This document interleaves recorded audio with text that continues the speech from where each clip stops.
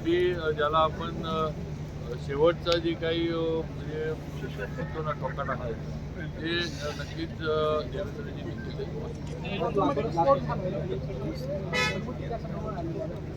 त्याची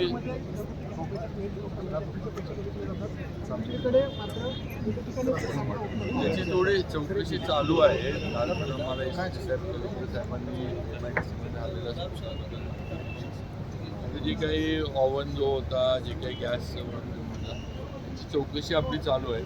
ती पूर्ण माहिती आल्यानंतर ती माहिती आपल्यापर्यंत येऊ आणि यात काय म्हणजे कोणी काळा बाजार करत असलं, कोण हलगर्जीपणे केल्यानंतर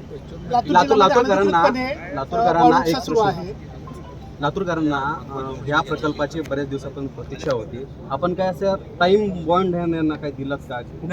टेंडर झालंय. नाशिकची एजन्सी कोण आहे त्यांना शेवटी त्याला मुदत तर असते, म्हणजे गव्हर्नमेंटच्या ह्याच्यातून मुदत असते. त्या मुदतीत त्यांना काम जे आहे ते पूर्ण करायला लागणार आहे आणि मग सेकंड फेज वगैरे जी आपली म्हणतोय त्याला एकदा मान्यता मिळाली की त्याचं वेगळं जे आहे ते पुढे हे होईल.